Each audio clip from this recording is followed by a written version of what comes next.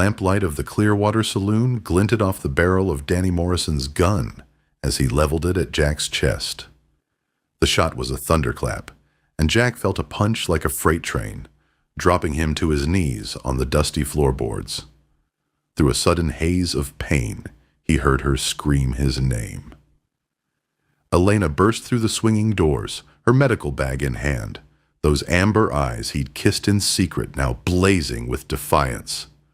"Perfect," Danny spat, swinging his gun toward her. "Now, I can finish both of you." Jack tried to rise, but his body wouldn't obey. He watched Elena stand between the glory of his reputation and the certainty of his death. Could a man who had survived Gettysburg, who had buried his first wife with dignity, who had never backed down from anything, could he survive this? And could a love forged in defiance be enough to stand against a whole town's hatred? Drop a comment below and let me know where you're watching from. I love hearing from listeners around the world. 6 months earlier, Jack Morrison had been a different man. He'd built his reputation on 3 things: his aim, his word, and his distance from other people's troubles. At 54, he owned 4,000 acres of the finest grazing land in Montana Territory, employed 12 men, and hadn't missed Sunday service in 20 years. The townspeople of Clearwater respected him. The bank trusted him, and no woman had shared his bed since Martha died of consumption 5 winters back. That was before Elena Vasquez rode into his life on a stolen horse. She appeared at his ranch gate on a September morning, dust-covered and desperate, leading a limping mare with brands he didn't recognize. Her Mexican father's poncho hung loose over curves that would tempt a saint, and when she pushed back her hood, revealing that waterfall of black hair, Jack felt something stir that he'd thought buried with his wife. "Senor Morrison," she said, her accent thick with exhaustion, "I need work and sanctuary." Jack studied her through narrowed eyes. 24 years old, maybe 25. Hands too soft for ranch work, but calloused in places that spoke of other skills. A small scar above her left eyebrow. Lips that had seen both laughter and sorrow. "Running from someone?" he asked. "Si, my husband." The word hung between them, like smoke from a distant fire. Jack's jaw tightened. He'd made it a rule never to get involved in domestic troubles. But something in those amber eyes, a wildness, a wounded pride, reminded him of the mustangs he'd once broken on these very plains. "Can you cook?" he asked finally. "Better than any woman in your territory. Can you clean? Like a church altar? And when your husband comes looking..." Elena's hand moved to the knife at her hip, a wicked little blade with a bone handle. "He will find..." More than he bargained for. Jack hired her that afternoon. For 2 months they circled each other like cautious predators. Elena proved herself in every way that mattered. She could indeed cook like an angel, and clean like the devil himself feared her touch. She mended Jack's shirts with delicate stitches, polished his boots to a mirror shine, and never once asked for more than the small room off the kitchen and enough wages to save for whatever future she was planning. But it was the small things that undid him. The way she hummed Mexican lullabies while kneading bread, her body swaying with unconscious grace. How she'd pause in her work to watch the sunset, paint the mountains gold, her face soft with longing. The night he found her weeping silently by the window, her hand pressed to old bruises he pretended not to notice. "¿Por qué lloras?" he found himself asking one evening, surprising them both with the Spanish he'd picked up during his cavalry days. Elena looked up from darning his socks, tears catching the lamplight. "I cry because I remember what it felt like to be happy." That's when Jack Morrison, respectable widower and pillar of the community, made his first mistake. He reached out and brushed a tear from her cheek with his thumb. Elena's breath caught. Her lips parted slightly. And for one impossible moment, the 30 years between them vanished like morning mist. Then she pulled away, color flooding her face. Pardon, senor. I should not. No, Jack said quietly.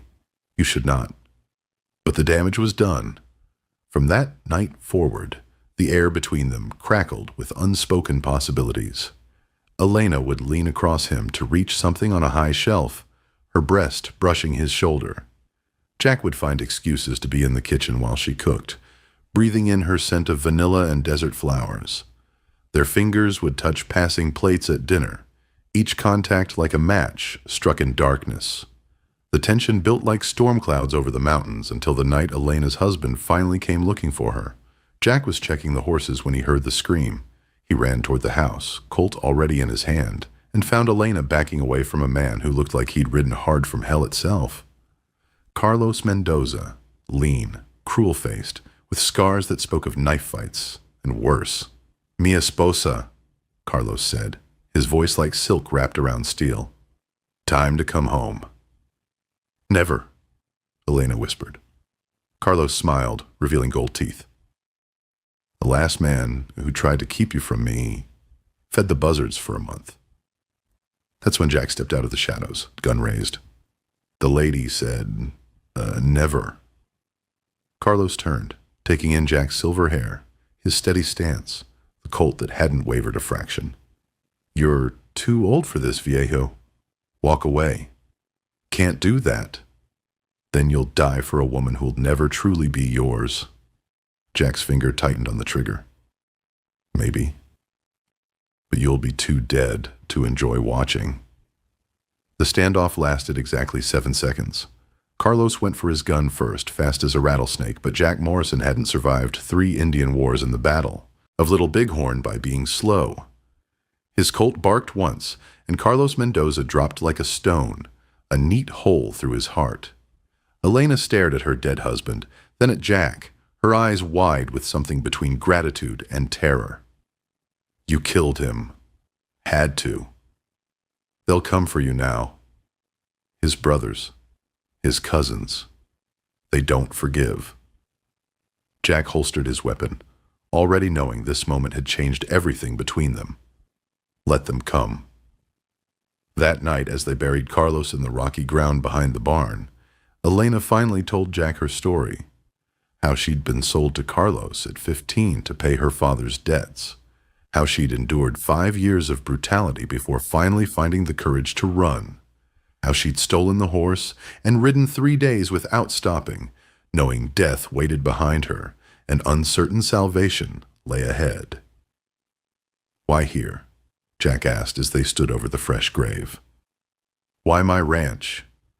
I heard stories about the gringo who fought alongside Mexicans in the war, who treated his workers fairly, who never cheated at cards or took advantage of women. She looked up at him, firelight dancing across her features. I hoped such a man might have mercy on a woman with nowhere else to go. And now? Elena stepped closer, so close he could feel the heat radiating from her skin. Now, I think perhaps God sent me here for a different reason. Jack's resolve crumbled like a sandcastle before the tide. He'd been strong for 2 months, honorable, proper.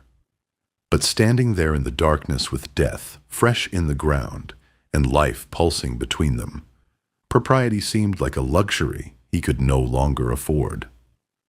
Elena, he said, his voice rough. I'm old enough to be your father. But you are not my father. Her hand touched his chest, fingers spread over his heart. You are the man who saved my life. The man who makes me feel safe. The man I dream about when I should be sleeping. The town can burn. She rose on her tiptoes, lips barely an inch from his. Kiss me, Jack Morrison. Kiss me before we both die of wanting. He kissed her. It started gentle, almost hesitant. But Elena would have none of that. Her arms wound around his neck, her body pressed against his, and suddenly Jack was drowning in the taste of her. The sweet intensity of her response. She kissed like a woman starved, like someone who'd finally found water in an endless desert. When they broke apart, both were breathing hard. "Inside," Jack said, his voice barely recognizable. "Now." They barely made it to his bedroom before hands were pulling at clothes, desperate to touch skin that had been forbidden too long. Elena's dress pulled around her feet, revealing curves that put his fevered imagination to shame. Her skin was golden in the lamplight, marked here and there with small scars that told stories of survival. Jack's hands shook as he traced the line of her collarbone, the swell of her breast, the narrow curve of her waist. She was so beautiful, so alive, so impossibly young. "Elena, we should—" "Stop thinking," she whispered, her fingers working the buttons of his shirt. "For once in your honorable life, Jack Morrison, stop thinking and just feel." He felt. He felt the silk of her hair between his fingers, the way her breath caught when he kissed the hollow of her throat. He felt her hands exploring his chest, tracing old battle scars with gentle reverence. He felt her warmth as she pressed against him, skin to skin, heart to heart. They moved together with desperate tenderness, making up for months of denial in a single night. Elena was fierce in her passion, meeting him thrust for thrust, her nails raking his shoulders as she called his name like a prayer. Jack poured everything into loving her. 20 years of loneliness, 5 winters of grief, and a lifetime of rigid self-control finally shattered. Afterwards they lay entwined in his narrow bed, Elena's head on his chest, her hair spread across his skin like dark silk. "What happens now?" she asked softly. Jack stared at the ceiling, one hand stroking her back. "Now we face whatever comes together. And if the town turns against us, then we'll find somewhere else. And if Carlos's family comes, I'll kill them too." Elena raised her head to look at him, seeing something in his eyes that hadn't been there before. "You would do that? Give up everything for me?" "Everything I built here was just marking time until I died," Jack said simply. "You made me remember what it feels like to be alive." She kissed him then, soft and sweet, sealing a promise neither of them fully understood yet. Outside, storm clouds gathered over the mountains, and somewhere in the distance, a coyote howled at the rising moon. Word traveled fast in small towns, and Clearwater was smaller than most. By Sunday morning, half the congregation knew Jack Morrison had taken up with a Mexican girl, young enough to be his daughter. By Sunday afternoon, the other half had heard she was a murderer's widow, with blood on her hands. By Sunday evening, the entire town was buzzing with speculation about what exactly was happening at the Morrison Ranch. Jack felt their stares when he rode into town for supplies, Elena beside him on the wagon seat like she belonged there. He'd stopped caring about their opinion the night he buried Carlos Mendoza, but Elena still flinched at the whispered, comments. "Puta," hissed Maria Santos as they passed the church. "Cradle robber," muttered Tom Bailey from the barbershop doorway. "Shame," said Margaret Wilson, loud enough to be heard. "Poor Martha spinning in her grave." Jack's hand tightened on the reins, but Elena placed her fingers over his. "Let them talk. Words cannot hurt us." But words could hurt business, and by October, Jack was feeling the squeeze. Orders for his cattle dried up. The bank grew suddenly less accommodating about his loans. 3 of his hands quit without explanation, leaving him short-handed for the winter roundup. "Maybe they're right," Elena said one evening as they sat by the fire, her voice heavy with guilt. "Maybe I should leave." "No." Jack's response was immediate and fierce. "I won't lose you to their narrow minds. But your ranch, is just land and cattle. You're my heart." The words hung between them, raw with truth. Elena's eyes filled with tears. "I love you too," she whispered. "God help me. I love you more than my own life." That's when the shooting started. The first bullet shattered the front window, sending glass across the kitchen floor. The second splintered the door frame as Jack dove for his rifle. Elena rolled behind the heavy oak table, her own gun in hand, a small Derringer he'd given her after Carlos's death. "Morrison!" The voice from outside was heavily accented, full of rage. "Cabron! You killed my brother." "3 of them," Jack said grimly, peering through the broken window. "Maybe 4. Carlos's family." Elena's face went pale. "Ricardo, Carlos's older brother. He's worse than Carlos ever was." "Come out and face me like a man," Ricardo shouted. "Cobard." "Stay low," Jack told Elena.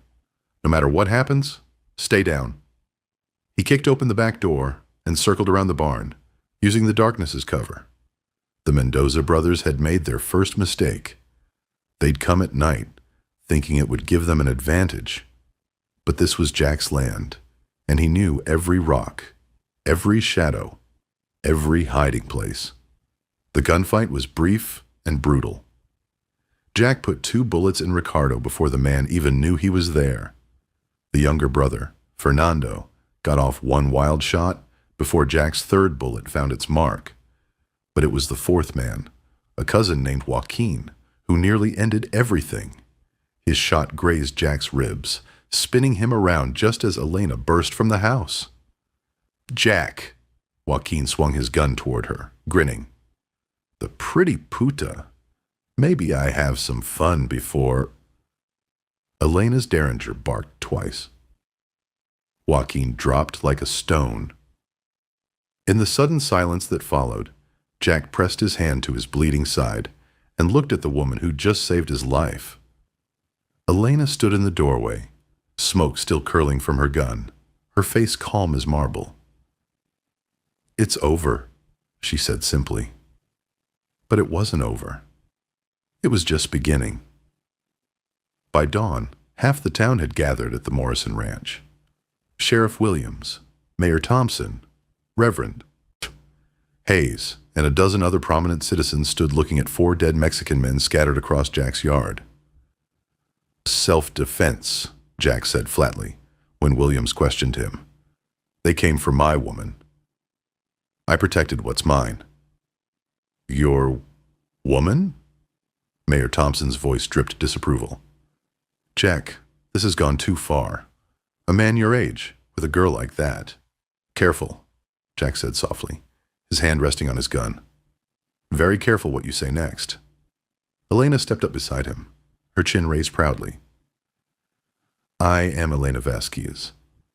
I was married to Carlos Mendoza, who beat me and treated me like property.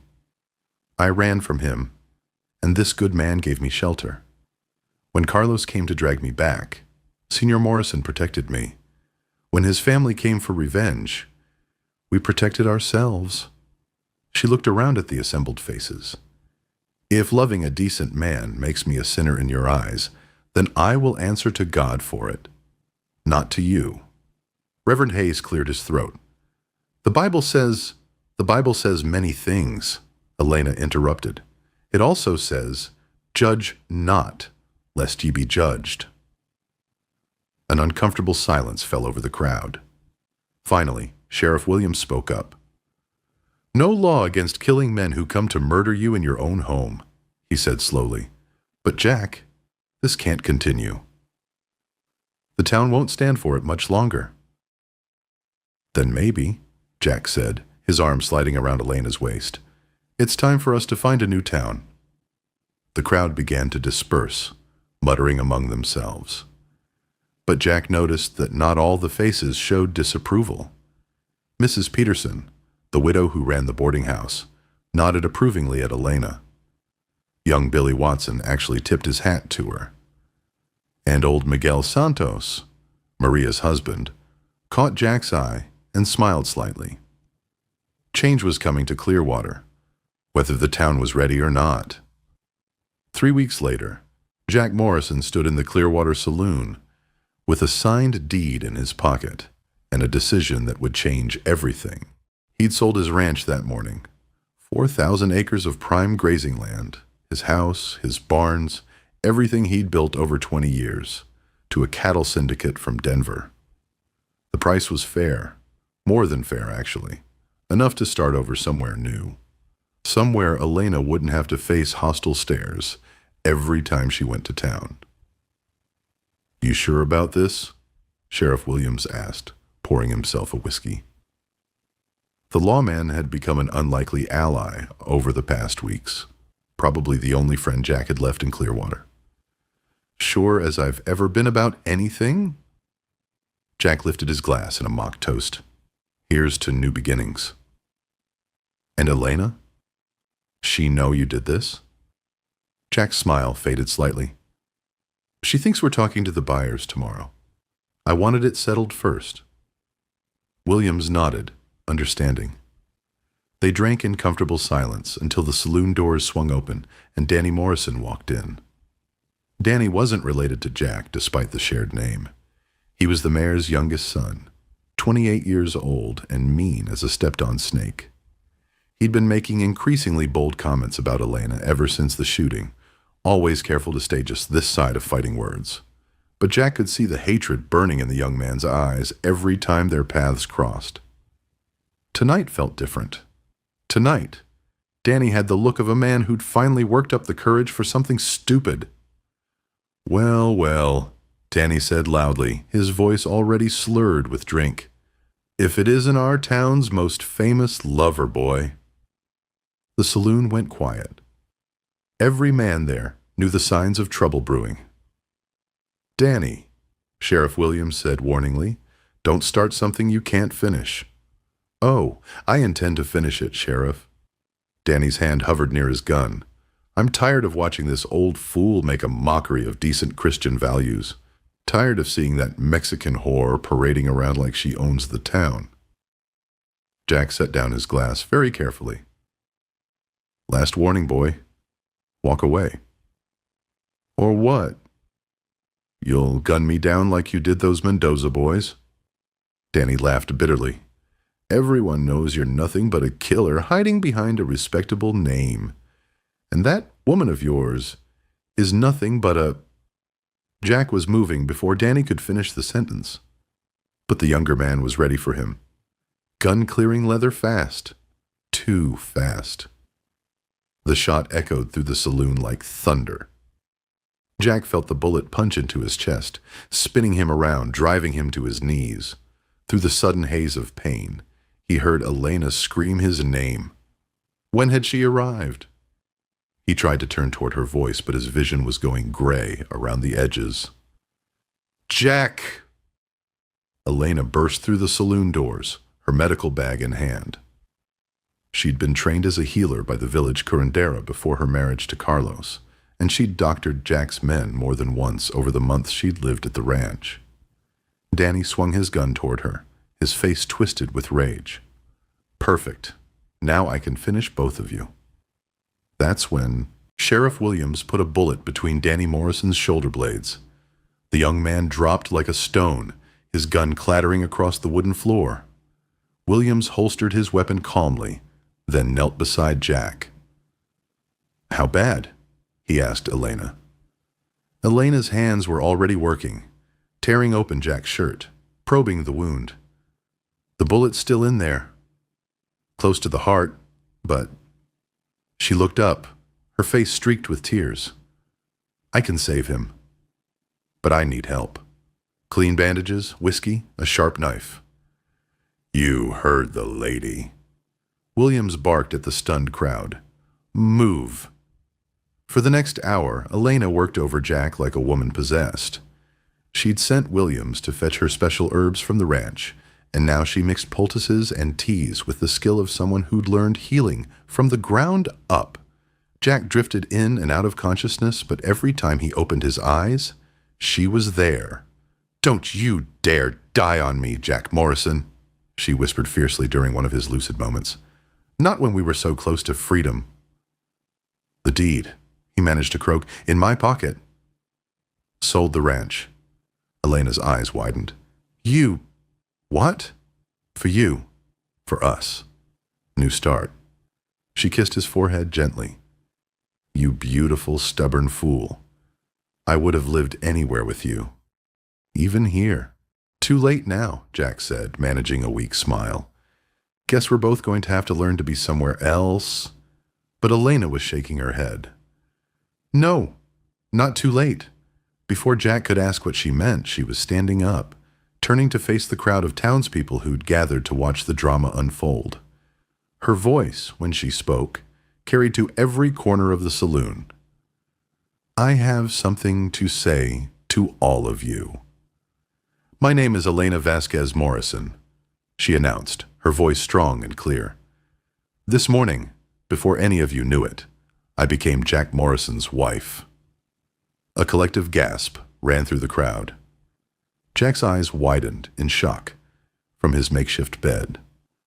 We were married by Father Miguel in the Mexican settlement, Elena continued. I am no longer his woman. I am his wife in the eyes of God and the law. And if any man here has something to say about that, he can say it to my face. The saloon was dead silent. Elena's hand rested on the grip of her derringer, and every man there remembered how accurately she'd used it on the Mendoza cousin. Sheriff Williams cleared his throat. Well then, I guess that settles that. One by one, the townspeople began to nod. Mrs. Peterson stepped forward first. Congratulations, Mrs. Morrison others followed. Not all of them, and not enthusiastically, but enough. Enough to matter. 3 months later, Jack was strong enough to travel. They loaded their belongings into a wagon and headed west toward California, where the orange groves grew thick and no one cared about a man's past or his wife's age. But they almost didn't leave. In those final weeks, as Jack recovered and Elena tended to him with fierce devotion, something had shifted in Clearwater. Maybe it was the way she'd saved his life with her healing skills. Maybe it was the dignity with which she'd faced down a room full of hostile men. Or maybe the town had simply grown tired of its own prejudices. You know, Sheriff Williams said, as they prepared to leave, you don't have to go.